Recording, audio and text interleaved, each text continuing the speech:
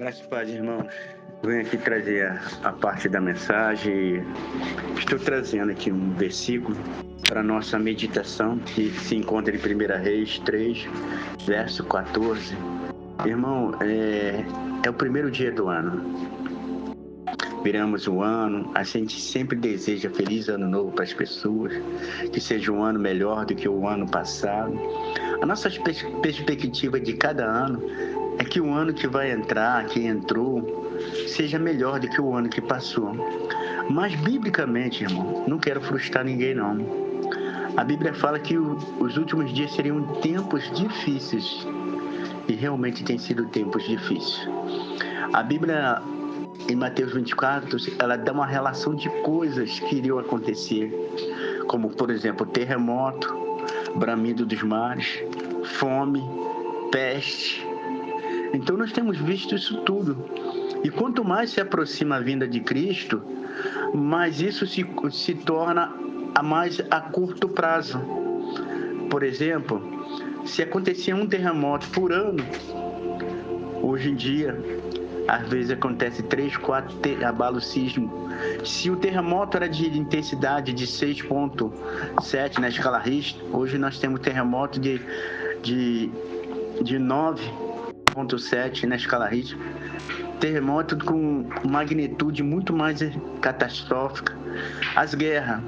Eu me lembro que em 2017, quando eu saí da portaria e fiquei direto trabalhando na rua, a comunidade do Morro do Urubu, ali em Pilares, a facção que estava lá era o ADA. O Comando Vermelho tomou do ADA. E na mesma semana, a polícia tomou do Comando Vermelho. Na semana seguinte, entrou o TCP. E na mesma semana o Comando Vermelho tomou de novo, e polícia toma de novo, entra TCP de novo e o comando toma de novo. Irmão, numa semana, em menos de um mês, teve mais de troca de 3 facções dentro do morro. Isso nunca se aconteceu. Nós estamos vendo as guerras se desencadear. Por exemplo, Israel fez guerra à faixa de Gaza com seus devidos motivos. Com isso, envolveu a Síria, o Líbano, virou praticamente uma guerra no Oriente Médio. Nós estamos vendo peste como a Covid, que dizimou um montão de famílias. É difícil encontrar uma família que não perdeu gente. Eu perdi meu tio João com sequelas de Covid, perdi meu primo José, pastor José, com Covid. E fui em vários funerais, cerimônias públicas. Afilhado de casamento também perdi com Covid. Então, quanto mais se aproxima a vinda de Cristo, mais difícil as coisas têm se tornado. Muito mais difícil. Mas o mais interessante, irmão, para mim, dentro da minha visão escatológica, não sou um mestre em escatologia, mas dentro do pré-tribulacionismo, eu acredito que coisas que estão em Apocalipse já estão acontecendo. Apocalipse 6, verso 8, para mim isso já está acontecendo. O cavalo amarelo que marcha na terra, que o abismo e o inferno segue ele e foi lhe dado poder. Mas, porém, em meio a essa crise humanitária que nós estamos vendo, fome, peste, terremoto, Deus ele tem promessas para guardar a sua igreja. Lembra, irmão? Eu, ontem, último dia, 31, fui para o trabalho, peguei um trem, tinha 2 moças jovens conversando perto de mim, sentei num banco ao lado e ela xingava tanto palavrão que eu senti vergonha. Eu tinha uma opção de levantar e sair de perto ou botar o fone de ouvido. Como eu não queria ficar em pé e era aquele lugar que tinha no banco, eu botei meu fone de ouvido. O nível moral do ser humano está muito baixo. Nós estamos vendo uma verdadeira Sodoma e Gomorra. E quando eu saí ontem à noite de Ipanema, passando por Copacabana, nós estamos vivendo que isso é uma marca do tempo do fim. São dias de Sodoma e Gomorra, dias de Noé. Estamos vendo que as pessoas se preocupam mais com o seu bem-estar, com a sua barriga, e isso até mesmo dentro da própria igreja. Dá-se ver a quantidade de pessoas que acumulam bens e riqueza por meio da própria igreja. Mas, porém, Deus, em toda essa calamidade, tragédia que nós estamos vivendo hoje no mundo, Deus ele tem promessas vivas para guardar a tua igreja. Aqui em 1 Reis 3, verso 14, disse: se andares no meu caminho e guardares os meus mandamentos, meus estatutos e os meus mandamentos, como mandou Davi, teu pai, também prolongarei os teus dias. Essa promessa Deus fez a Salomão logo em seguida, quando ele oferece 1000 holocaustos ao Senhor. Observa que Deus traz uma condicional para Salomão. Essa promessa foi feita a Salomão, mas a palavra de Deus é espírito e vida. Ela tem vida. Quando a promessa que foi feita a alguém, a Moisés, a Josué, olha, não tema, ser forte, corajoso, que eu estarei contigo, ela se apresenta a você, é o rema de Deus se apresentando. Eu me lembro de que quando eu estava no ônibus 428, da Pavuna para Engenheiro Rupert, o ônibus foi a pausar, foi assaltado, e ali a palavra, o Salmo 91 se apareceu para mim: aquele que habita no esconderijo do Altíssimo, a sombra do Onipotente, descansa. Cara, me deu uma paz tão grande que o ônibus todo foi assaltado. O único que não foi assaltado foi eu e o motorista. Todo mundo perdeu dentro do ônibus, todo mundo, mas a mim ninguém me tocou. O rema se apresentou para mim: não temas, aquele que habita no esconderijo, e aquilo ecoava na minha mente. Aí eu me lembro de uma menina que eu fui expulsar demônio dela lá no Cobrex. Li Mateus 18, 18. O que ligares aqui na terra será ligado no céu. E eu não sabia o que fazer. 40 minutos a menina manifestada, sendo que ela já tinha manifestado dentro de uma Assembleia de Deus, quebrou várias cadeiras até o púlpito da igreja. Na Batista foi a mesma coisa, e na Igreja da Graça foi a mesma coisa. E ali ela estava 40 minutos manifestada. Parei a oração de expulsar demônio, chamei a mãe, perguntei a mãe, ela me falou que chamava a filha de peste, ligamos aqui na terra, pedimos perdão aqui na terra, ligou lá no céu e o demônio foi expulso. Então essa palavra aqui foi dada a Salomão naquela devida época. Ela se apresentou para mim nesse ano de 2024, no finalzinho do ano. E Deus falou: entrega essa palavra para o grupo, entrega para várias pessoas. Deus aqui, ele tem uma promessa: se andares no meu caminho. João 14:6, Jesus é o caminho, a verdade e a vida. A Bíblia também fala que poderão andar dois juntos se não tiver comum acordo. Ninguém vai andar no caminho do Senhor se não tiver acordo com o Senhor. Jesus é o caminho, a verdade e a vida. Só anda no caminho de Deus quem tem comunhão, quem está de acordo com a palavra de Deus. Porque quem não está de acordo com a palavra de Deus não vai andar no caminho do Senhor. Guardando os meus estatutos. Engraçado, eles botam estatutos e mandamento. Eu estava conversando com um advogado lá no prédio. Eu falei: doutor, tem uma definição do que é estatuto? Vou deixar uma coisa bem simples. Estatuto são regras ou normas estabelecidas de uma igreja, de um condomínio, de um clube. Por exemplo, o cara é sócio de um clube, aquele clube tem um estatuto. Um condomínio, por exemplo, tem um estatuto. Por exemplo, o elevador de serviço para fazer mudança é no elevador de serviço. Por exemplo, o cachorro, banhista que entra de sunga, de biquíni, é no elevador de serviço, não pode ser no elevador social. Entendeu? Então, isso tudo reza no estatuto. São regras estabelecidas dentro do condomínio para que possa se viver. São regras estabelecidas por Deus para isso. Por exemplo, uma coisa bem simples.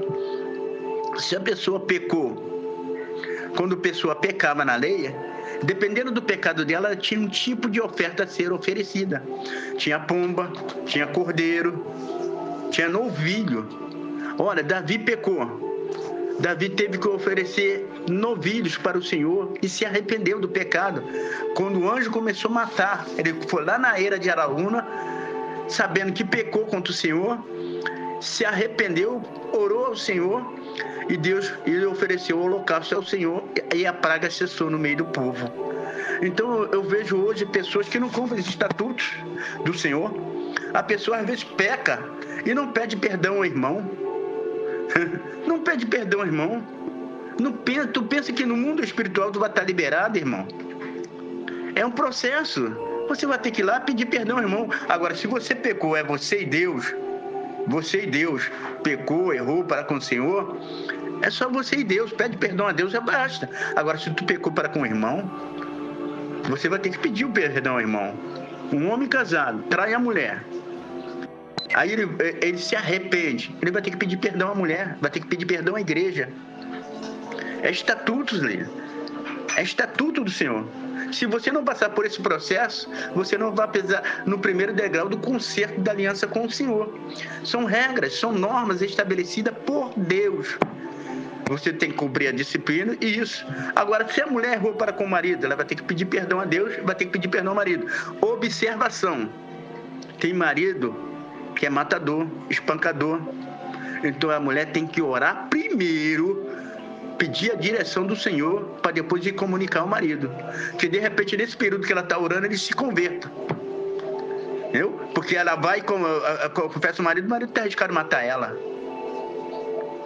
Mais um feminicídio. Então, primeiro tem que orar ao Senhor para poder tomar atitude. Mas o que não pode, se você pode pedir perdão ao Senhor e não pede, você não passou pela primeira etapa. É parte do estatuto, é regra de estatuto. Não importa quem você é, o que você é, qual é o cargo que você ocupa, que você tem dentro do ministério, da igreja, se é pastor, se é membro. Não importa o teu cargo, você vai ter que pedir perdão. Se for pastor ainda, é pior ainda, vai ter que pedir perdão à igreja. Errei, pequei, vai ter que cumprir a disciplina. Tem pessoas que não cumprem disciplina, não saem nem do cargo eclesiástico. Aí por isso que o ministério fica arrastando, embromando, porque não está cumprindo os estatutos do Senhor. Agora, e guardardes os meus mandamentos. Os mandamentos do Senhor foram resumidos em 10.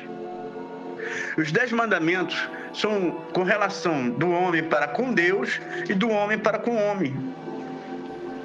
E esses 10 mandamentos em Cristo foi resumido em 2.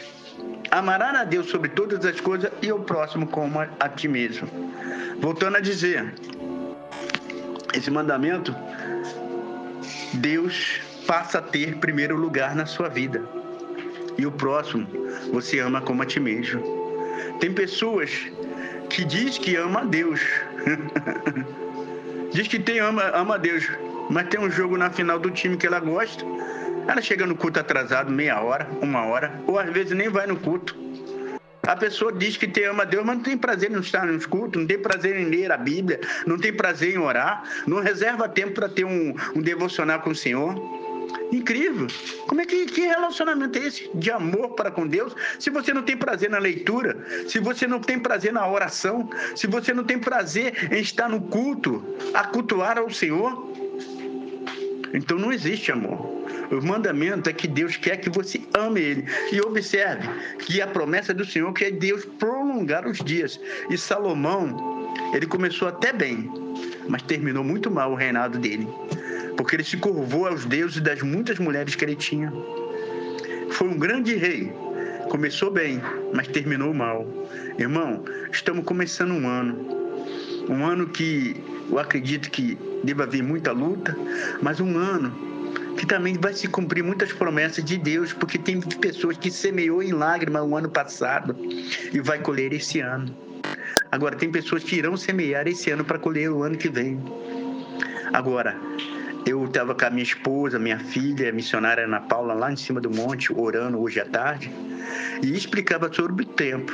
Eclesiastes 3:1. Tempo para todo propósito. Tempo de guerra, tempo de paz.